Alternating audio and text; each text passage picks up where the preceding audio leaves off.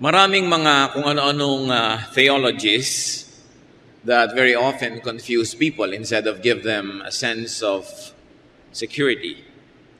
Kaya dapat kahit ano ang nararating ng ating pag-aaral, kung gaano ka-complicated ang ating mga interpretations of Scripture, we must every now and then go back to the basics and review what's truly important. For instance, the issue of security and safety. Who is safe? Who is secure? Ang may mahalagang tanong na ito ay sinagot ng Panginoon, who is really secure? Heavenly Father, thank you for your kindness and goodness. Thank you for your love. We come to you, Father, recognizing our need of you. Kahit anong pagsisikap namin, kami kinakapos. Kaya lumalapit kaming kinikilala ang aming kakulangan, humihingi ng patawad, humihingi ng pagpupuno nyo. Dalangin namin, Panginoon, bumukas ang mata namin sa mga bagay na kuminsan sa kasimplihan, hindi na namin nakikita. Sa paghahanap namin ng mga maraming mga complicated things, we forget that the most important things are the basic ones. Teach us today. Help us to review what's truly important. Lead us. Correct us. Empower us. Heal our spiritual infirmities. Make your blessings known to us. Father, be our speaker. Use your servant only as your humble footstool, but be the speaker. Let your Spirit touch all of us, empower us, and we bless your name. We glorify you. In the name of Jesus, your Son, our Lord and Savior. Who do we usually call secure? People that we usually call secure are those who have great wealth, those who have great health, or great relations. Pero yung maraming mga wealth, tanungin mo rin, marami ring insecurity. Kahit yung mga healthy, marami pa ring insecurity. I have talked to a very, very beautiful woman once who was insecure about a certain part of her anatomy. Well, she was already a celebrated beauty. Wala namang tao na kung susukatin niya yung sarili niya sa lahat ng panukatan ng mundo, masasabi niya, ako secure. But who is really secure according to the Lord? Luke 12:13 to 21 from the New International Version. Someone in the crowd said to him, "Teacher, tell my mother to divide the inheritance with me." Jesus replied, "Man, who appointed me a judge or an arbiter between you?" So ang Panginoon ay nagpapagaling, nagtuturo ng kaligtasan, nagpapalaya sa masasamang espiritu. Biglang, mayroong isang lalaki na ang inilalapit sa kanya ay isang very, very earthly issue. Nagkakagalit sila sa mamanahin o minana sa kanilang namatay na magulang. Marahil siya nilamangan ng kanyang kapatid o gusto niyang makalamang. At gusto niya gamitin ang personalidad ni Jesus bilang kilalang guro at manggagamot para ayusin yung hidwaan nila na financial. At sabi ng Panginoon, sino naman nagsabi na trabaho ko yan? Na minister ko to judge between you. Siyempre, kung meron akong papanigan sa inyo, hindi na ako magiging Lord of both of you. Meron na isang lalayuan loob. At saka hindi yan ang dahilan ng pagparito ko. Verse 15, Then he said to them, "Watch out. Be on your guard against all kinds of greed. A man's life does not consist in the abundance of his possessions." Sabi, mag-ingat kayo, huwag kayong papadaya sa lahat ng uri ng kasakiman, sapagkat ang security wala sa dinami-rami ng iyong ari-arian na paghahatian, kikitain o maitatago. Napakatamang okasyon yun para ipaalala. Kasi ang Panginoon noon ay nagpapagaling ng may sakit. Nagpapalaya sa mga inaalihan ng masasamang espiritu. At higit sa lahat, nagtuturo ng daan sa buhay na walang hanggan.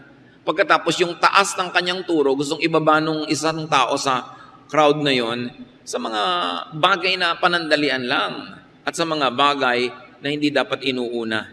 Sabi niya, huwag kayong papadaya sa mga urgencies na yan sapagkat hindi lagi yan ang important. The urgent is not always what is important. Verse 16, para lalo pa niyang palinawin ang kanyang sinasabi, and he told them this parable. Isang parable na alam na nating lahat, ating muling balikan. The ground of a certain rich man produced a good crop. He thought to himself, what shall I do? I have no place to store my crops. Then he said, This is what I'll do. I will tear down my barns and build bigger ones, and there I will store all my grain and my goods. And I'll say to myself, you have plenty of good things laid up for many years. Take life easy, eat, drink, and be merry. But God said to him, you fool, this very night your life will be demanded from you. Then who will get what you have prepared for yourself? Isang napakalinaw na kwento ang ibinahagi ng Panginoon. Isang taong may mga bukid ang kinasihan ng magandang kapalaran at napakarami niyang inani. At sabi niya, ano kaya ang gagawin ko? Sobrang dami kong inani. Anong dapat sanang naisip niya? Bigyan ko naman ng mga kapatid ko. Mamigay naman ako sa mga mahihirap, sa mga kapuspalad, kasi sobrang dami na nitong inani ko, wala nang pagsidlan. At maaaring inubos niya ang napakarami niyang oras sa pagsasaka, pagpaparami ng kanyang mga halaman, pag-aalaga. Naubos na ang oras niya, wala nang natira sa Diyos. Wala nang natira siguro sa pag-ibig sa kapwa. Kaya nga siya ang ginawang halimbawa eh. Hindi naman masamang maraming anihin na. Pero nakasama sa kanya. Dahil ngayon dapat na may inani na siya, nagbibigay na siya, magpapahinga na siya, at lalo naman magbigay na siya ng oras sa Diyos. Hindi. Magiging busy na naman siya. Sabi niya, sa dinami-rami ng inani ko, anong gagawin ko? Kailangan wasakin ko ngayon ang aking mga kamalig, ang aking mga lalagyan, ang aking mga storehouses. Siyempre, oras na naman ang uubusin nun. At papalakihin ko. So, gawaan na naman ang mga kamalig. Naging problema ang pagdami ng kanyang inani. At pag natapos ko yon, sabi niya, siguro abutin nyo ng ilang araw, ilang linggo, ilang buwan, magkakaroon ako ng oras sa sarili ko. Sasabihin ko ng Aba, you are secure. Magpahinga ka na, magpasarap ka sa buhay, uminom at kumain. Pero sabi ng Panginoon, nakarating na nga hanggang dito yung buhay mo na marami ka ng inani. Ayaw mo pa rin siyang bigyan ng oras. Ayaw mo pa rin bigyan ng oras ang Diyos. Ayaw mo pa rin bigyan ng oras ang kapwa. Tapos, uubos ka na naman ng maraming araw para lang asikasuhin yung mga kayamanan mo. Kung namatay ka na ngayon, di pati ikaw hindi na rin nakinabang. Marami po mga tao ganun eh. Kahit na nabubuhay na sila sa interest of their principal, ayaw pa rin tumigil. Hindi pa rin bigyan ng maraming oras ang Diyos ang kanilang sarili. Hindi pa rin makapagpahinga. Wala pa rin oras sa asawa, wala pa rin oras sa anak. Ang dami-dami nang naipon, ayaw pa rin tumigil. Sabi ng Panginoong Yesus at sabi ng Diyos sa langit, hangal ka ba? Wala ka nang ginawa kundi mag-ipon. Kung namatay ka na ngayon, hindi mo magagamit yan. Yung asawa mo mag-aasawa ng iba, yung asawa niya ang gagamit niyan, di ba? Bakit hindi ka gumamit ng panahon mo sa tama? Magpahinga ka, kasama rin yun. Maglingkod ka sa Diyos. Wala ka ng excuse para hindi maglingkod kasi secure ka na eh. Yun ngang hindi secure naglilingkod, ikaw pa na meron. Doon na lang napunta ang lahat-lahat. Hindi naman minasama ng Panginoong Hesus ang pag-iimpok, ang pag-ani ng marami, ang pagyaman. Pero ang sinabi niya nasa verse 21, this is how it will be with anyone who stores up things for himself but is not rich toward God. Mayaman ka sa tingin ng Forbes magazine. Mayaman ka sa tingin ng society pages. Pero mayaman ka ba sa tingin ng Diyos? Yan ang sabi ni Jesus. Ngayon, kung mayaman ka na sa tingin ng tao, mayaman ka pa sa tingin ng Diyos, yun ang mainam. Pero kung kailangan mo lang pumili, sa tingin ng Diyos o sa tingin ng tao, hindi tayo dapat nalilito. Sapagkat dapat sa Diyos tayo mayaman. So, hindi pinatulan ng Panginoon yung pagtatanong sa Kanya para ayusin niya yung hidwaan ng magkapatid. Sabi niya, that's not the issue. Who is really secure? Not the one who gets the inheritance. Ikaw man o siya, ang kumuha niyan, mamamatay din kayo. Hindi rin yan magbibigay ng security. Not the one who gets the worldly wealth. Jesus clarified and emphasized his non-involvement in material and financial disputes of people. He was not to mediate, arbitrate, and get involved in such issues. Sabi niya sa John 18:36, my kingdom is not of this world. Kumisa, nakakatawa kasi may mga members na mag-uutangan, magsososyo-sosyo, Tapos magkakagalit at heto, sasabihin sa pastor, sabihin niyo po kay Brother Max, bayaran ako. Teka, kaharap ba ako nung nagputangan kayo? Bakit sinasangkot niyo ako ngayon sa singilan? No? Nandun ba ako nung nag-invest kayo? Tapos ngayon gusto niyong makialam ako dyan. Kasi sa ganyang mga hidwaan, pastor ka ng lahat. Pag may kinampihan ka, yun mang naniningil o yung ayaw magbayad, may kinampihan ka na. Naapektuhan na yung spiritual ministry mo sa lahat. Kaya dapat hindi ginagawa ng mga members na kolektor, yung mga pastor nila. Taga-ayos sa mga gulo-gulo ng mga magkakapatid. Meron pa minsan, isang ang yamang pamilya, nagkakagulo din sa mga hatian ng mana. Sa akin ba naman dalhin yung issue? Sino naman ako para hati-hatiin yung mana nila? O buti sana kung kaparte ako. Taga-hati ka lang, taga-dasal. Sabi, nakakatawa naman itong mga tao. Pero siguro up to a point, pastors can be helpful if both parties are willing to cooperate. Pero kung yung isa pipilitin mo pa, hindi na kasama yan sa gawain ng mga spiritual leaders. Maybe up to a point. The church can mediate, the leaders can, but only up to a point when the integrity of the pulpit will not be compromised. Now, who is really secure? Not the one who owns a lot of things, but those who are rich in God's eyes. Alam na natin yan, pero kailangan maalala yan kasi nalilimutan din natin yan. Kahit ang laki-laki pa ng Bible mo, simba ka pa rin ng simba. Pagka kinakapos ka na, numinipis na yung savings mo, minsan you feel insecure. Pagka nag-aalala ka ng mga bayarin, you feel insecure. Those who are secure are those who will inherit eternal life. Not those who will inherit worldly wealth. Although it helps a little bit up to a point. But true security is knowing that when you die, you will be with God. Why? Because death is the greatest threat to man. May hihigit pa ba na nananakot kundi kamatayan? Bakit ka natatakot pag nawawala ng brake yung kotse mo? Baka ka mamatay. Kung alam mo lang, babangga ka lang, mauuntog ka lang, hindi ka naman siguro matatakot, pero baka mamatay ka. Bakit ka nagpapa-hospital pag hindi ka na makahinga?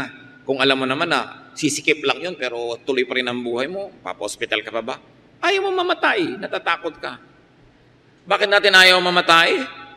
Kasi may paghuhukom. Hebrews 9:27, just as man is destined to die once, and after that to face judgment. Sana mamamatay ka lang, na nung namatay ka, para kang kabuti, namatay ka, patay ka na, fertilizer ka na, period. Pero hindi Mamamatay lang yung katawan mo, yung espiritu mo, haharap ngayon sa Diyos. Paano ka? You will face judgment. Kaya ang tao, religious man o hindi, spiritual man o hindi, takot mamatay. Nakatanim sa kanya ang espiritu ng Diyos, kahit hindi siya relihiyoso, na nakakaalam na haharap siya sa Diyos. Kaya ayaw na ayaw mamatay ng tao.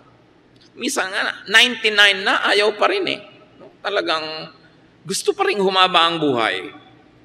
At kumisan, mananampalataya na yan, pero talagang pinipilit pa rin nating mabuhay. Ayaw pa nating to die is gain. Gusto nating to live is Christ. Bakit? Nakakatakot ang death because it is certain. It is sure. It is followed by judgment. What then is real security? It's not having to die and not having to be judged. Kapatid, pag alam mo yan, na di ka mamamatay, di ka mahuhusgahan, wala kang karapatang ma-insecure. Iwan ka man ng asawa mo, mamatay man ang boyfriend mo, masunog man ang bahay mo, maghirap ka man. Bagamat hindi natin gusto yan, pero wala kang karapatang ma-insecure dahil ligtas ka na sa pinakamalaking threat ng buhay. And that is eternal judgment. John 5:24. I tell you the truth, whoever hears my word and believes him who sent me has eternal life and will not be condemned. He has crossed over from death to life. Ine-emphasize pa ng Panginoon, sabi niya, sa totoo lang, makinig kayo, I tell you the truth. Sino man ang nakikinig sa akin at naniniwala sa Diyos Ama sa langit, na nagsugo sa akin, may buhay na walang hanggan. No matter what is religious label, naniniwala ka sa Diyos sa langit, naniniwala ka kay Jesus, sa kanyang anak at tagapagligtas, you will not be condemned. Sabi mo, paano yun? May kasalanan ako. Ang kasalanan natin, pag nananalig tayo kay Jesus, nagpaligtas tayo kay Jesus, is charged to the cross. Kaya nga siya nagbayad para bayaran ng utang natin. Kaya wala ka ng utang. Kaya nga siya namatay para magkaroon tayo ng buhay na walang hanggan. Kaya siya bumangon mula sa kamatayan para ipakita kung anong mangyayari sa bawat isang nananalig. Nababangon, hindi ang katawan, kundi ang espiritu. At naka-past tense na mga kapatid, you have crossed over from death to life. Buhay ka ngayon, kaya pagkabigla kang sumakabilang buhay, hindi, ay namatay na pala si sister. Hindi ka namamatay, yung katawan mo lang. Kumbaga sa damit mo na inilagay mo sa maleta, ganun din yung katawan mo, inilagay lang sa ataol, inilibing, pero hindi ikaw yun. Damit lang yun ang espiritu mo. Yung iba pa nakakatakot pa, paano yan? Claustrophobic po ako, ano kaya ang magandang ataol, yung transparent? Ano kaya dapat nicho, huwag sa ilalim ng lupa para madaling lumabas? Hindi na ikaw yun eh. You have crossed over from death to life. Kaya mga day-by-day workers, pastors, pag merong sumakabilang buhay, sabi, ay, si sister ganun, gumraduate. Yan ang tawag natin yung graduation, na-promote ka. Mula dito sa buhay na ito, pumunta ka doon sa kabilang buhay, hindi namatay, walang namamatay na anak ng Diyos. That should make you very secure. Bagamat ito lang kasi ang buhay na kilala natin, kaya talagang ayaw natin bitawan. Pero pag bumitaw ka na, nandun ka na sa kabila, sabi mo, bakit nga ba ang tagal-tagal kong ayaw pumayag? Higit lalo naman palang masarap to be absent in the body but present in the Lord. Pero hindi natin minamasama na gusto nyo ang buhay. Gusto ko rin. Dahil isinulat din sa ating puso ng Diyos na mahalin ang buhay kasi siya ang nagbigay nito. Pero kung matatapos na, edi tapos. Gumraduate, edi march, graduate. Malulungkot tayo sandali, but let go. Because people of God go back to God. Romans 8:1, therefore, there is now no condemnation for those who are in Christ Jesus. Wala na. Wala nang uusig sa'yo. Hindi bang isa pang nakakatakot bukod sa mamatay, yung mabisto ka sa mga kasalanan mo? Mahusgahan ka ng kapwa? Makulong ka kaya? O kaya mawala yung favor na tingin sa'yo dahil na-condemn ka? Pero sabi ko na kay Jesus ka na, in the eyes of heaven, there will be no more condemnation. Napakasarap nun na alam mong di ka na uusigin pa. 1 Corinthians 15:55, nasabi tuloy, where, O death, is your victory? Where, O death, is your sting? Kung ang pinaka-nakakatakot na sa buhay ay yung mamatay at hindi na rin yung nakakatakot, ano pa ngayon ang nakaka-insecure na natira?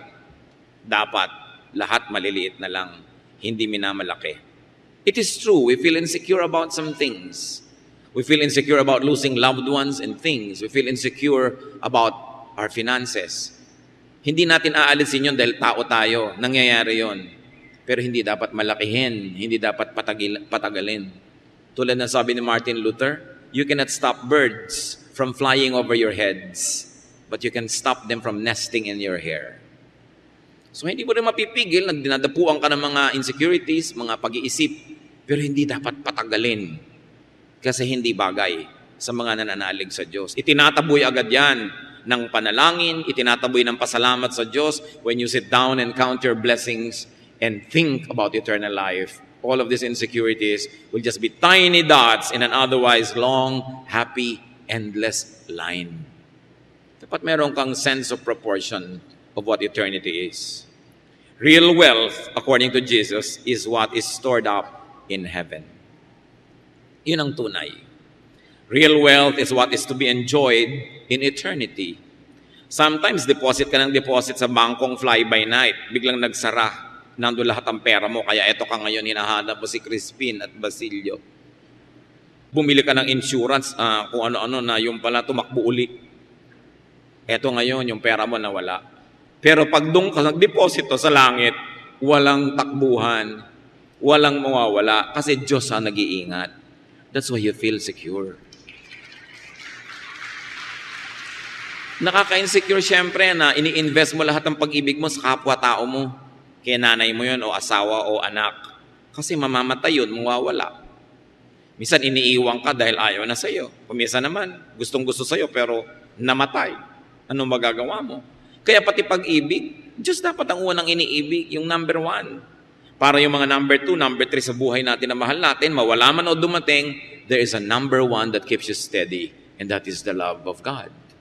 Kaya napakahirap yung tao, ina-idolize mo, inilalagay mo above God. Kaya ang sabi sa Bible, love God above all. Above all. You know why? Because God knows that He will never leave us. He will never depart from us. That's why He wants to be number 1 in our lives for our own sake, so that we will feel secure. But what will happen pag ginawa mong number 1 tao? Kakabaka-baka. Pagka tumitingin-tingin na sa sex yung asawa mo, tumatahip ng dibdib mo. O kaya yung asawa mong babae nagtatrabaho abroad, biglang dumalang na ng dumalang ang pag-text sa'yo. Kinakabahan ka na. Siyempre, kahit ka naman nasa Panginoon, nervous ka rin. Pero iba yung number 1 sa'yo, Diyos. Hindi ka sobrang nakaasa sa kapwa mo para ka sumaya. Dumating siya, bonus. Wala siya, meron ka nung minimum, God's love. And that minimum is a lot. That's why yung priority sa Panginoon, dapat inuulit-ulit natin sa ating sarili yan. Kasi pati mga mananampalataya, nalilimot yan, nahihibang pag na-in love. Nahihibang pag nagtrabaho. Nung wala pang trabaho, naglilingkod sa Diyos. Nung nagkatrabaho, talagang tinalikuran na lahat-lahat. Nung hindi pa napopromote, mabuti may ministry. Nung napromote, nawala na. Padala na lang ng padala ng cheque. Hindi ganun yun Hinahanap ng Panginoon, personal na paglilingkod mo. Hindi ba kaya ng Diyos magpadala ng cheque niya rin? Pero bakit si Jesus hindi nagpadala ng proxy? Siya yung namatay sa krus. Dahil gusto niya personal. Dapat naman may personal tayong paglilingkod. Kahit gano'n ka pa, ka-successful o kalaking tao. Luke 18:22, when Jesus heard this, He said to him, you still lack one thing. Sell everything you have and give to the poor, and you will have treasure in heaven. Then come, follow me. Sino yung kausap niya? Isang rich, young ruler. Sabi niya, anong dapat kong gawin para mapasama sa inyong Jesus movement? Anong dapat kong gawin para pagharian ako ng Diyos at mapunta ako sa langit? Sabi ng Panginoon, sundin mo lahat ang utos. Alam mo yun. Sinunod ko na pong lahat. Sabi niya, buwes, isa lang kulang sa'yo. May isa ka pang Diyos Pera. Pamigay mo lahat. Patunayan mo na gusto mong sumunod sa akin. Pag naipamigay mo na, halika, join us. Umalis yung taong yun na malungkot. Kasi ang yaman niya Hindi niya nabitawan yung kayamanan niya. Siguro 30, 40, 50 years later, namatay siya. At kung hindi siya nagbagong loob, na-judge siya. Ano ngayon yung kayamanan niya ngayon? 2,000 plus years na yung lumipas. Habang panahon niyang pagsisisihan yung mali niyang desisyon. Ngayon, hindi naman pinapamigay ng Diyos sa lahat ng mayaman yung kayamanan nila bago sila maging mananampalataya. Ito lang kasing taong to may particular problem. Mas mahal niya yung pera kaysa sa Diyos. So, hindi siya talaga pwede sumunod. Kaya, yun ang ipinapag-give up sa kanya. Kung minsan naman, ang ipapag-give up sa'yo, yung kirida mo. Kasi nang mas mahal mo kaysa asawa mo, kaysa sa Diyos, kaya yun ang hihingin sa'yo ng Diyos na ibigay mo sa Kanya. Bakit si Isaac hiningi kay Abraham? Siguro sa tagal na nag-aantay si Abraham ng kanyang anak sa kanyang tunay na asawa, nung dumating yung anak, maaaring naagaw na nung anak na yun ang pansin ni Abraham. Maaaring wala nang minahal at pinansin kundi si anak. Kaya sabi ng Diyos, ibigay mo sa akin ang anak mo. Kasi ang Diyos will tolerate no rivals in our lives. Sabi niya, I am a jealous God. Kailangan mo ako mahalin. Kaya pati si Abraham, na patriarch ng ating pananalig, sinubok. At salamat naman, pumasa. Hindi siya nagatubili na patunayan sa Diyos kahit anak niya, ibibigay niya para sundin ng Diyos. Ngayon, kung si kumari lang yung i-give up mo, huwag ka na mag-isip-isip. Hindi na pinag-iisipan yan. Diba? Kung ibibigay mo lang yung oras mo sa Diyos, ibibigay mo lang yung bisyo mo sa Diyos, kailangan pa bang i-memorize yan? Kailangan alam mo kung sino ang Diyos sa buhay mo. So, Jesus wanted, and you see in this teaching, sabi niya, ipamigay mo sa mahihirap. Kasi, ang ministry ng Panginoon, hindi lang para magpagaling na may sakit. Hindi lang para papuntahin ka sa langit. Gusto rin ng Diyos magkaroon ng a better distribution of wealth. Nung panahon niya, tulad din sa panahon natin ngayon, konting tao ang sobrang yaman at maraming tao ang sobrang hirap. Gusto rin yun i-address ng Panginoon. But Jesus did not teach the poor to rebel against the rich, to revolt in a bloody uprising, but Jesus taught the rich to give to the poor. Kaya ganyan na itinuturo niya. Hindi niya sinabi sa mga slaves, lagutin yung tanikalan nyo at labanan yung amo nyo. Hindi niya sinabi yon. Hindi rin sinabi ng mga disciples. Hindi niya sinabi maghimagsik kayo at baguhin ang mundo. Hindi. Gusto nilang baguhin ang mundo sa pagtuturo sa mayayaman, magbigay kayo, mag-share kayo, para hindi magkaroon ng madugong pag-aagawan, sapagkat sobra-sobra naman ang nasa sa inyo. The church today, the Church of Jesus Christ, must do the same. The church must not only be interested to have rich members so that they will have a big collection and a glamorous name. Well, you love the spirit of the poor and the rich, but the church must teach the rich to give, not only to the church, but to the poor. Hindi lamang sa church ka lagay ng lagay, masaya ka na dahil nag-tithe ka. Kailangan ituro, marami kang tinatangkilik sa buhay, tumangkilik ka na mahihirap. Pag-aralin mo yung anak ng labandera mo. Pag-aralin mo anak ng yung driver para mahango yung lahi nila sa hirap. Ang sarap-sarap bigyan ng mga Pilipino kasi hindi niya sinosolo. Isang anak, magpapaaral ng kapatid, magpapagamot ng magulang. Kaya sa amin sa mayayaman, share what you have. At kung hindi mo marating yung mahihirap sa malalayo mga pulo, yung driver mo, yung maid mo, bigyan mo ng sobra. Bigyan mo ng pagkakataon, magpaaral ka ng anak para malutas ang hirap. Yan ang solusyon ng Panginoon eh. Lalo sa Pilipinas, only 1/4 of Filipinos are truly poor. The other 1/4 is medyo poor. Now, the other 1/4 have more than what they need. Yung 1/4 na ito, magpaaral lang ng isa doon sa kabilang 1/4. Solve na yung kabilang 1/4. Eh yung mayayaman pa, magpaaral lang ng dalawa doon sa sobrang hirap, masasolve ang problema natin. Sharing is what is important. Not having. Kaya sabi ng kapatid, turuan nyo nga kami yung kapatid ko na maghati kami. Sabi, hindi yan ang issue. Ang issue una, kaligtasan. Pangalawa, kailangan may pag-iibigan. Tamang paghahatian, hindi paglalamangan. It is important. Hindi nagpapakyut yung church mo to attract the rich. Kailangan mag-marketing. Ano yan? Titinda ka ng produkto. Magtitinda ka. Ano ba yung church nyo? A, O, B, O, C. Ano yan? Advertisement? Walang ganyan-ganyan sa Panginoon. Mayamat mahirap. Pag Panginoon ang sinasamba, kailangan sama-sama. At ang sabi niya sa Luke 12:33, sell your possessions and give to the poor. Provide purses for yourselves that will not wear out. A treasure in heaven that will not be exhausted, where no thief comes near and no moth destroys. Sabi, gusto nyo na meron kayong pitakang hindi nauubusan ng laman, gawin nyo yung pitaka nyo langit. Gusto niyang tunay na hindi maubos-ubos ang withdrawal, doon kayo mag-deposit sa langit. Sure kayo. Eternal wealth means savings in heaven. That is security. Hindi yung pang-material lamang. Hebrews 10:34.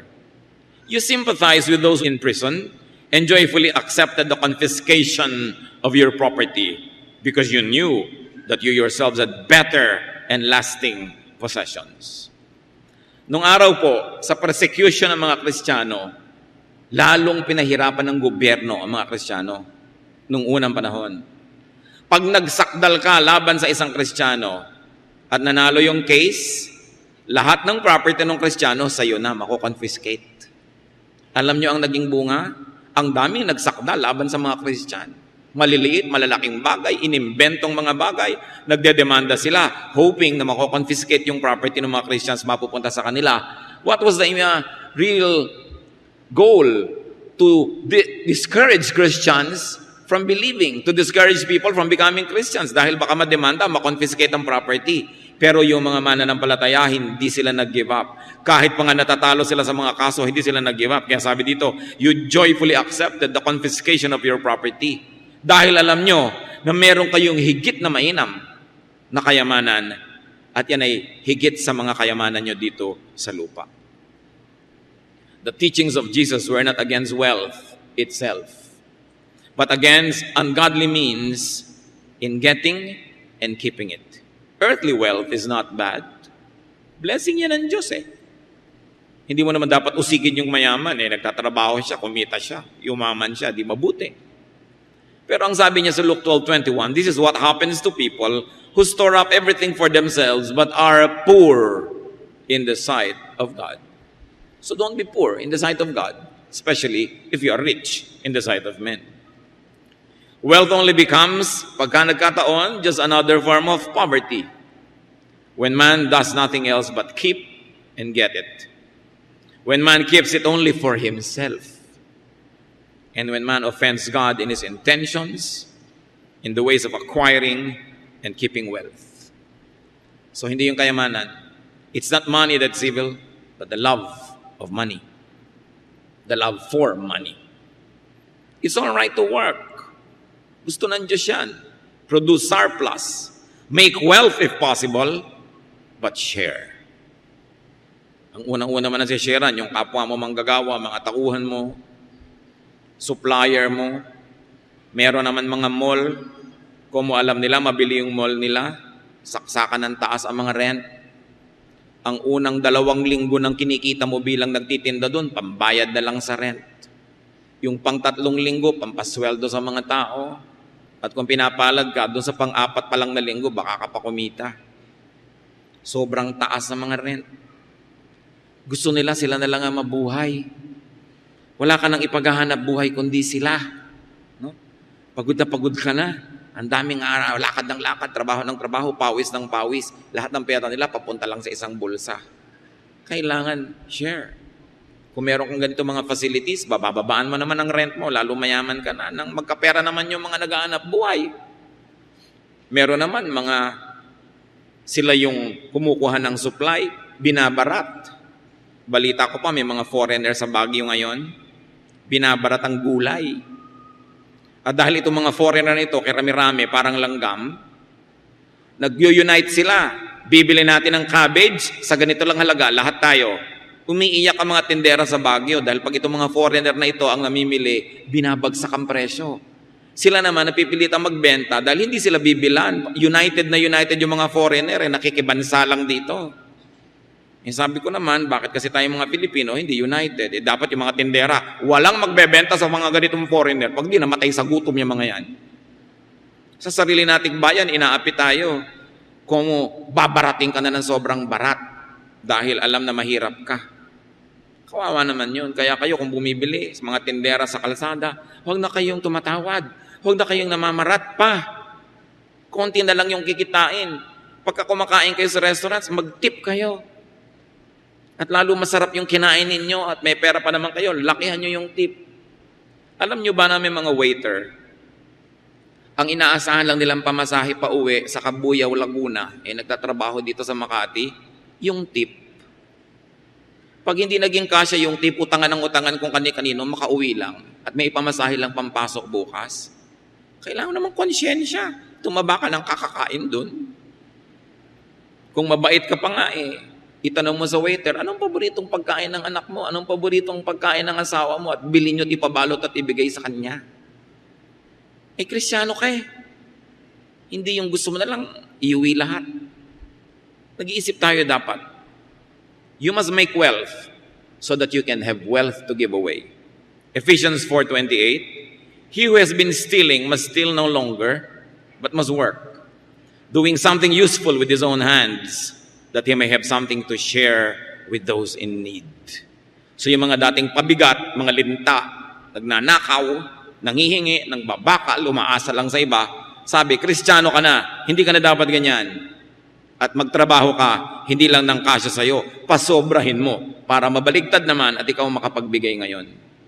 Napakabait ng Diyos. Napakamaunawain. At yan ang dapat na iniisip ng mga anak ng Diyos. It's all right to enjoy the fruits of your work.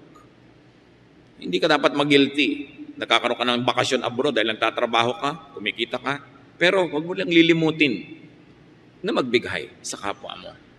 Ecclesiastes 5:19, moreover, when God gives any man wealth and possessions and enables him to enjoy them, to accept his lot and be happy in his work, this is a gift of God. Okay lang, marunong ka lang magbigay. At ba't ka nagbibigay? Kasi secure ka eh. Alam mo naman na pag ikaw nangangailangan, di ka bibiguin ng Diyos. Di ka kakapusin. Kumisan sa pag-iisip natin na may kailangan tayo next month, yung namamatay na ngayon, hindi natin mabigyan ng gamot kasi iniisip natin, next month, budget mo pa yon. Pag dumating yung bukas, nandun pa rin ang Diyos. Kaya sabi ng Panginoon, let the day's own trouble be sufficient for the day tomorrow will have blessings for its own. Kaya sabi, give us this day our daily bread. Bukas meron uli. Bukas meron uli. So, be rich if you have to and if you can. But first of all, be rich in God's eyes. Isaiah 55:8, for my thoughts are not your thoughts, neither are your ways my ways, declares the Lord. So, dapat mayaman tayo sa tingin ng Diyos. Kahit sa tingin ng mundo, hindi. At lalong-lalo, kung sa tingin ng mundo, mayaman na tayo, dapat mayaman lalo tayo sa tingin ng Diyos. You want to be secure? You want to overcome all kinds of insecurities? Think of God. Think of the greatest threat, which is death, which should no longer threaten the believers of God. Think of your exemption from hell, your exemption from burning sulfur and eternal punishment because of the sacrifice of Jesus. And when you think of these things, you will not only be secure, you will be grateful. And when you are grateful, you will do the work of Him who died for us. You will do the work of Christ. That is to share and to love and to trust God completely. Heavenly Father, thank you for your love for us. Salamat dahil kayo ang security namin. Patatawarin mo kami, Panginoon, kung nakakalimot kami. Iniaasa namin sa mga bagay, sa tao, maging sa aming sarili, yung aming seguridad. We are secure because we are in your hands. We are secure about tomorrow because tomorrow is in your hands. And we are secure because we don't have to face judgment if we are in your Son, Jesus. If we have Him as our Savior and as our Lord. Pag ninenervyos kami, Panginoon, pag kinakabahan, pag nagkakaroon ng mga anxieties, pag nagkakaroon kami ng mga panic attacks, ikaw ang maging sustainer namin. Maalala ka namin at kami makalma, Panginoon, mapanatag, matahimik. Kung kami nawawalan o nangangambang mawalan ng mga mahal sa buhay, sa iyo kami kumapit. Gawin ka naming number 1 ng buhay namin. At kung may hinihingi ka sa amin, kayamanan man na dapat ipamigay dahil nagiging Diyos, o mga maling relasyon na dapat putulin dahil ayaw mo, huwag kaming malito. Sumunod kami sa iyo because you are really what we need. You are our security. You are our salvation. Magbulay-bulay tayo sa Panginoon, mga kapatid, kung ano pa mga personal na kahulugan nito, that we are secure in Jesus, kung anong kahulugan nito sa pang-araw-araw nating buhay. Be with God alone in silence.